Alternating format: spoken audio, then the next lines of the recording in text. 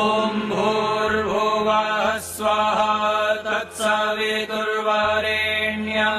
भर्गो देवस्य धीमहि धियो यो नः प्रचोदयात्।